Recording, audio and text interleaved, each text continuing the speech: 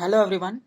तो आज के वीडियो में हम लोग परमुटेशन एंड कॉम्बिनेशन का पार्ट 2 देखेंगे। कॉम्बिनेशन जिसका हिंदी मतलब होता है संचय। संचय और क्रमचय में बहुत अंतर होता है, जैसा कि मैंने आपको पहले भी बताया था। देखिए, सबसे पहले हम इसकी परिभाषा देख लेते हैं। परिभाषा: वस्तु का क्रम ध्यान न रखते हुए दी गई वस्तुओं में से कुछ अथवा सभी को एक साथ लेकर जो समूह बनते हैं उनमें से प्रत्येक को संचय कहते हैं। बात यहाँ पे ये कही जा रही है, सबसे इंपॉर्टेंट बात, वस्तु का क्रम ध्यान न रखते हुए, यानी कि इसमें क्रम का कोई मतलब नहीं है। क्रम हम लोग क्या कर सकते हैं, इधर उधर करके भी लिख सकते हैं। वस्तु का क्रम ध्यान नहीं देना है, ठीक है। तो जब हम कुछ सभी अवयवों को एक साथ लेकर या कुछ अवयवों को एक साथ लेकर जब हम समूह बनाते हैं तो उसमें से जितने समूह हैं हर एक समूह को हम क्या कहते हैं, संचय कहते हैं। तो आपको संचय समझ में आया होगा, संचय किसे कहते हैं। अब देखिए, संचय का मतलब होता है एक जगह इकट्ठा करके रखना, ठीक, एकत्र करके रखना। तो वही बात कहा जा रहा है, सभी को एक साथ लेकर समूह बनते हैं, उनमें से प्रत्येक को संचय कहते हैं, समूह को ही, ठीक है। आगे समझिए इसका संकेतन कैसे होता है, नोटेशन कैसे होता है इसका। देखिए संकेतन, नोटेशन, यन विभिन्न वस्तुओं में से आर को लेकर, अगर यन विभिन्न वस्तुएं आपको दी गई हैं, अभी आपको एग्जांपल दिया जाएगा, आप समझ जाएंगे, और उसमें से आर वस्तुओं को लेकर के जैसे हम संचय क्रमचय बना रहे थे, उसी तरह संचय की बात करेंगे तो सभी संचयों की संख्या क्या हम लोग डिनोट करेंगे, एन सी आर डिनोट करेंगे। नोटेशन हमारा होगा एन सी आर, ठीक है। जब हम एन विभिन्न वस्तुओं में से आर की बात करेंगे तब हमारा नोटेशन होगा एन सी आर, ठीक है। ऐसे एन बना देंगे और बड़ा सा सी और छोटा सा आर नीचे, ठीक। अब समझिए, या तो हम दूसरा नोटेशन ऐसे भी कर सकते हैं, कोष्टक बना के एन बाई आर भी लिख सकते हैं, ठीक है। इससे हम निरूपित करते हैं। यहाँ पे देखिए एक सबसे इंपॉर्टेंट टर्म है, ये ध्यान देने वाली बात है। जैसा कि हम लोग के क्रमचय में क्या था, जो 0 था उससे बड़ा था आर का मान, ठीक, और लेस आर इक्वल था एन के, आर का मान जो था, ठीक। तो यहाँ पर लेकिन क्या चेंजिंग है, आर का मान 0 भी हो सकता है। यहाँ पर आप ध्यान दीजिएगा, आर का मान 0 भी हो सकता है। 0 less or equal r, less or equal n, ठीक है, ऐसे दिया हुआ है, ठीक है। तो ये चीज समझना आपको बहुत जरूरी है। यहाँ पे आर का मान 0 भी हो सकता है, लेकिन आर का मान वहां पर 0 नहीं हो सकता था। समझ गए आप इस बात को। अब देखिए एक बहुत इंपॉर्टेंट एग्जाम्पल है, आपको हम उससे आपको बताएंगे कैसे हो रहा है, समझिए।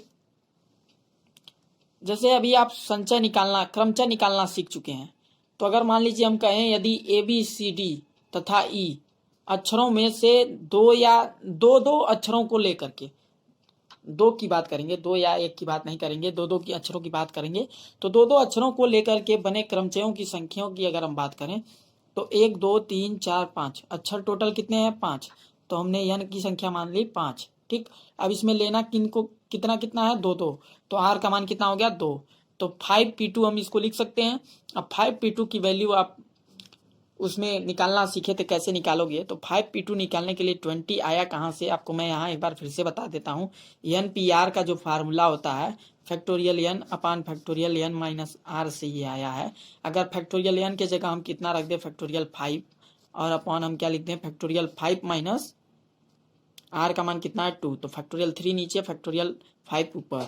अब समझिएगा इस बात को, यहाँ पर हम क्या लिख सकते हैं, फैक्टोरियल 5 को हम तोड़ दें, 5 इंटू 4 इंटू फैक्टोरियल 3 कर दें, ठीक, और नीचे हम क्या कर दें, फैक्टोरियल 3, तो फैक्टोरियल 3 से फैक्टोरियल 3 कैंसिल हो गया, और 5 4 जा 20, यानी 5 चौको 20 हमारा ये आ गया। तो आप एन पी आर का वैल्यू निकालना पिछले वीडियो में सीखे थे। अगर आप इसको और डिटेल में समझना चाहते हैं तो मैं इस वीडियो के डिस्क्रिप्शन में उसका लिंक दे दूंगा, आप जरूर देखें। अगला देखिए, संचयों की संख्या आप कैसे निकालेंगे। अब संचय और क्रमचय में आपको तुरंत जल्द ही अंतर समझ में आ जाएगा। यहाँ देखिए, आप संचयों की संख्या कैसे निकालेंगे, इसके लिए हम 5c2 का प्रयोग करेंगे, ठीक। इसमें क्या होता था, अक्षरों का क्रम हम नहीं देखते थे। तो यहाँ पे देखिए, अगर संचयों की संख्या 5c2 हम लेंगे तो 10 आएगा, क्योंकि आप देखिए अभी इसमें हम लोग को क्रम का ध्यान नहीं रखना है, ठीक है। और उसमें क्रम का ध्यान रखना था। ठीक, तो क्रम से अगर हम करें अक्षरों को तो ज्यादा होगा, और जब क्रम का ध्यान नहीं रखना है, क्रम का पालन नहीं करना है, जब क्रम का पालन नहीं किया जाएगा तो संख्याएं कम हो जाएंगी। तो इसलिए वहां से 20 से कितनी हो गई, 10 हो गई। अगर संचयों की संख्या की बात करें, कॉम्बिनेशन की संख्या की बात करें, तो परमुटेशन की बात अब नहीं हो रही है। ठीक है, तो ये समझने के लिए आप देखिए डिस्प्लेड पे आपको दिखाई दे रहा होगा, डिस्प्लेड हो रहा होगा। अगर मान लीजिए हम ए बी सी डी और ई को लेकर के बनाते हैं तो वो कौन कौन से मिलेंगे हमको संचय। पहला हमको मिलेगा ए बी, फिर ए सी, फिर बी सी, और A D, B D, C D, A E, B E, C E और डी ई मिलेगा। ठीक है, तो टोटल आप काउंट कर सकते हो 1 2 3 4 5 6 7 8 9 10। तो ये 10 हुए हमारे पास। ठीक है, तो इस प्रकार से हम इसका निष्कर्ष निकाल सकते हैं। अब यहाँ ध्यान दीजिए, यहाँ पे आप इसका निष्कर्ष निकाल सकते हो। जब 5C2 इक्वल टू हम क्या लिख सकते हैं 5P2/2। ठीक है, कहाँ से लिख दिए, 5P2 का मान हमको दिया है 20, हम निकाले हैं। ठीक, तो 20 यहाँ रखेंगे, 2 से डिवाइड करेंगे तो 10 ही तो आएगा। तो इस वाले लाइन में कोई चेंज तो नहीं हो रहा है यहाँ से, तो यही तो हम दिखाना चाहते हैं कि कोई चेंज आपको न दिखाई दे। तो हमने ऐसे चेंज कर लिया।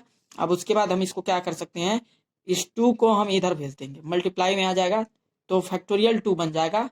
2 लिखिए या फैक्टोरियल 2 लिखिए, बात वही है, 2 × 1 2 ही होगा फैक्टोरियल 2। ठीक है, तो फैक्टोरियल 2 5C2 हम यहाँ लिख दिए, इसका गुणा इधर करा के। ठीक, अब यहाँ से देखिए 5P2 इक्वल टू आ गया फैक्टोरियल 2 × 5C2। ठीक है, अब यहाँ आपको बहुत ध्यान देने वाली बात यह है, अतः n वस्तुओं में से r वस्तुओं को लेकर बने संचयों की संख्या क्या होगी, NCR से हम प्रदर्शित करेंगे संचयों की संख्या को। तो हम इसके लिए एक फॉर्मूला डिराइव कर लेते हैं, NCR बराबर NPR बटे फैक्टोरियल R। ठीक है, तो इस फार्मूले में हम अगर और चेंजिंग करें, NPR की वैल्यू हमारी थी factorial n upon factorial n-1, तो हम उसी n-r, तो हम उसी को यहाँ पे रख देंगे।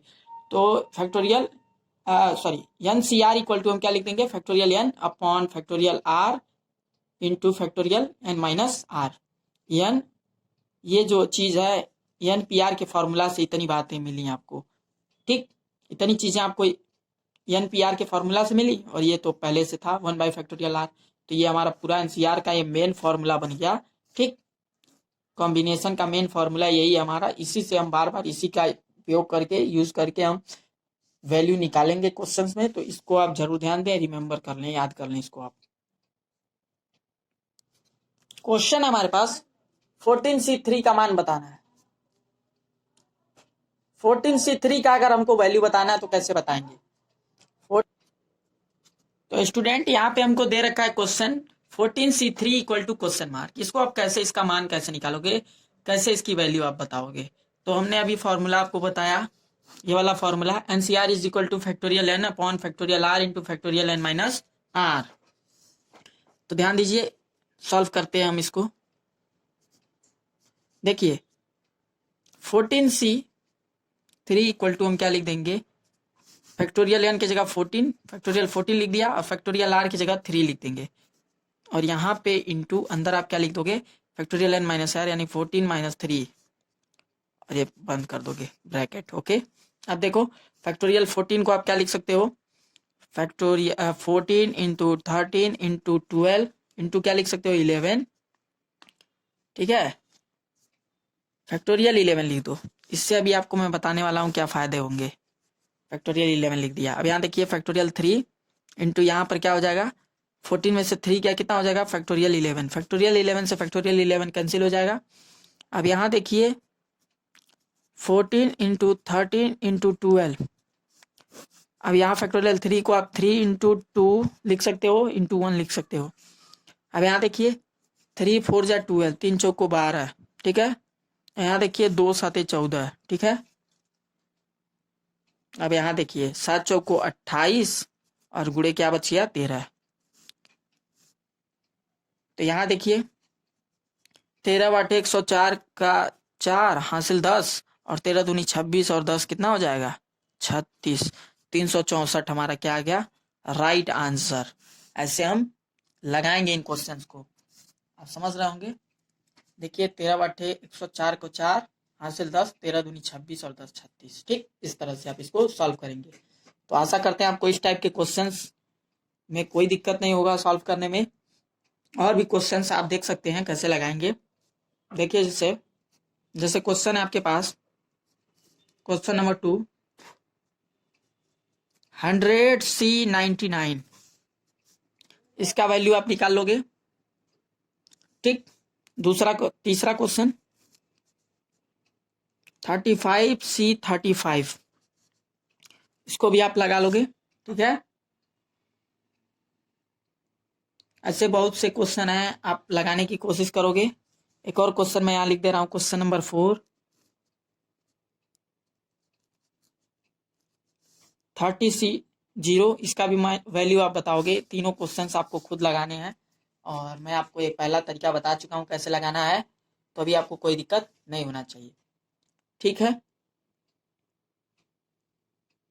चाहते हैं तो इस वाले क्वेश्चन को भी आप लोग देख लीजिए। चलिए बता देता हूँ। देखिए इस क्वेश्चन में आपको कुछ नहीं करना है।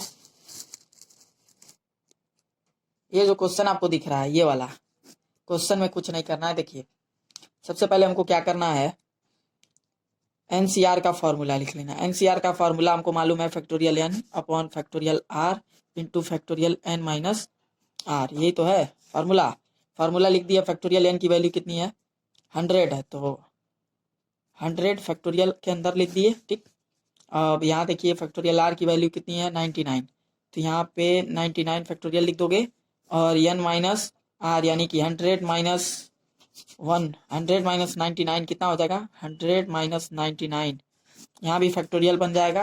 और यहाँ देखिए 100 को आप क्या लिख सकते हैं, 100 इंटू फैक्टोरियल 99। ठीक है, और अपॉन हो जाएगा फैक्टोरियल 99 और यहाँ पे हो जाएगा इंटू फैक्टोरियल 1।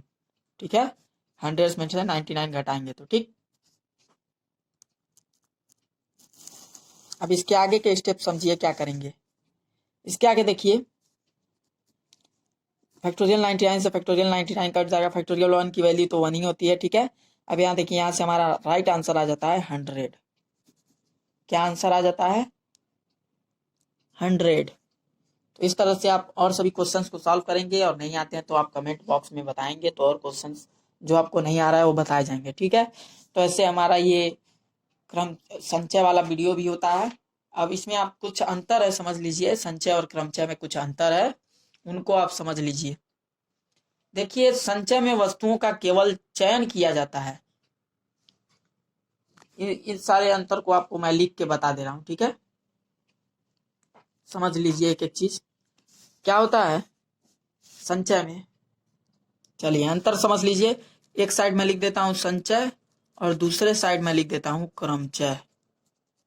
ठीक,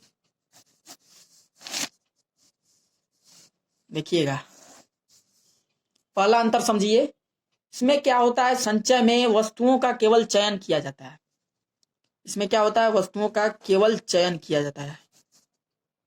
ठीक, और इसमें क्या होता है, जबकि क्रमचय में वस्तुओं के चयन के साथ निश्चित क्रम में उनका विन्यास भी किया जाता है। इनका जो क्रम होता है वो निश्चित होता है। ठीक, निश्चित क्रम में चयन होता है, उसका तो केवल चयन हो जाएगा सीधे सीधे, इसका निश्चित क्रम में चयन होगा। पहला अंतर हो गया। दूसरा अंतर देखिए, दूसरा अंतर यह है संचय में चयनित वस्तुओं का क्रम महत्वहीन होता है। इसमें जो वस्तुओं का जो क्रम होगा वो महत्वहीन होगा, उसका कोई महत्व नहीं होता है। वस्तुओं का जो क्रम होता है, क्रम अनिश्चित लिख सकते हैं इस बात को। ठीक है, क्रम इसका निश्चित नहीं होता है, महत्व नहीं होता है इसके कोई क्रम का। ठीक है, और क्रमचय में क्या होता है, महत्वपूर्ण तथा आवश्यक होता है। क्रम क्रम बहुत जरूरी होता है, आवश्यक होता है, क्रम होना चाहिए, नहीं तो गड़बड़ हो जाएगा। तीसरा थर्ड पॉइंट समझिए, संचय के संगत अनेक क्रमचय होते हैं। इसके संगत बहुत क्रमचय होते हैं, लेकिन क्रमचय के संगत संचय नहीं होते हैं। जो क्रमचय होता है क्रमचय के संगत नहीं होते हैं। संचय नहीं, लेकिन इनके जो संगत हैं वो क्रमचय हो सकते हैं। ठीक है, यहां तक आप समझ चुके हैं अंतर भी। अब ध्यान दीजिए, इन टाइप के जो क्वेश्चंस हैं अगर आप इनको सीधे सीधे हल करोगे तो बहुत लंबा टाइम जाएगा और काफी लॉन्ग आंसर ये होंगे, सॉल्व करने में टाइम ज्यादा लगेंगे। तो इन क्वेश्चंस को सॉल्व करने के लिए कुछ इंपॉर्टेंट फार्मूला हैं जिनको अभी मैं आपको यहाँ दर्शन करा देता हूँ, लिखवा देता हूँ। तो ध्यान दीजिए, कुछ इंपॉर्टेंट फार्मूला समझिए। इसमें क्या है, सबसे पहला जो हमारा है एन पी आर बराबर n c r into factorial r. ठीक, ऐसे हम इसको करते हैं। ठीक है, और दूसरा समझिए फॉर्मूला क्या है। दूसरा फॉर्मूला दे रखा है हमको एन सी आर बराबर n c n minus r. जैसा कि अभी एक क्वेश्चन था हम लोग के सामने, इस क्वेश्चन को सॉल्व करने के लिए हम इस वाले का प्रयोग करेंगे। ठीक है, तो ऐसे कुछ क्वेश्चंस हैं, इनको प्रयोग करने के लिए ये जो कुछ गुणधर्म है या कह दिया जाए कुछ फॉर्मूले हैं, इन्हीं के यूज से हम उसको सॉल्व कर पाएंगे। तीसरा फॉर्मूला समझ लीजिए, बहुत इंपॉर्टेंट है। ये सब प्रमेय के आधार पर है, लेकिन मैं यहाँ पर प्रमेय को प्रूफ नहीं कराऊंगा। तीसरा फॉर्मूला समझ लीजिए, n c r minus one plus n c r equal to n plus one c r के बराबर हो जाता है। ठीक है, चौथा जो हमारा प्रमेय है ये भी समझ लीजिए, एन सी एक्स बराबर एन सी वाई। अगर ऐसे है, ठीक है, तो यहाँ पर आपको क्या मिलेगा, इंपॉर्टेंट बात ये है, यक्स बराबर वाई हो जाएगा। ठीक, और दूसरा टर्म आपको या तो क्या मिल सकता है, यक्स प्लस वाई का जो मान है वो एन के बराबर हो जाएगा। ठीक है, ऐसे होता है। ठीक, क्योंकि अभी आपको ये जो फॉर्मूला बताया गया है n c r equal to n c n minus r, ये भी बहुत इंपॉर्टेंट है। ये सभी फॉर्मूले आपको याद कर लेने हैं, तब आप इन क्वेश्चंस को इजीली सॉल्व कर पाओगे। ओके, और ये 2010 में क्वेश्चन पूछा गया है और 2014 में भी कई कॉम्पिटिटिव एग्जाम में क्वेश्चन पूछा गया है। अब इसको हम सॉल्व करके आपको बताते हैं हम किस फॉर्मूले का यूज पहले करेंगे। हम तो सबसे पहले इसमें फॉर्मूले का यूज करेंगे n c r equal to n c n minus r, इस वाले फार्मूले का यूज करेंगे सबसे पहले। तो इसके चेंज से आप समझिए कैसे करेंगे। देखिए, इस वाले को सबसे पहले आप चेंज कर लीजिए 14c। अब यहाँ पे हमको क्या करना है, एन माइनस आर करना है। ठीक है, एन की वैल्यू 34 है और आर की वैल्यू कितनी है, एन प्लस 7। ठीक, आप समझिएगा ध्यान से। यहाँ पे हमको जो दे रखा है उसको हम लिख लेते हैं C4n प्लस 2, यही तो है, इसको हम लिख लेते हैं। ठीक, अब यहाँ देखिए हमारा जो दूसरा स्टेप होगा वो देखिए इजीली चेंज हो जाएगा 34c। अब इसमें जब हम माइनस कर देंगे ये वाला माइनस हो जाएगा टर्म, तो 34 में से हमारा 7 चला गया, कितना बचेगा 27।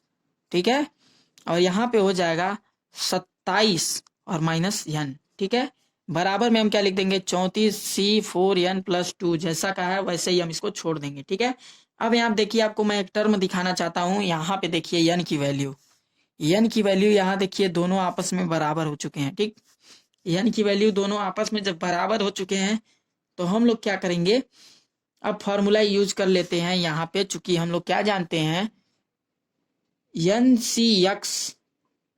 सी आर बराबर क्या होता है, ये तो पहले फॉर्मूला लगा दिए। एन सी एक्स बराबर क्या होता है, एन सी वाई।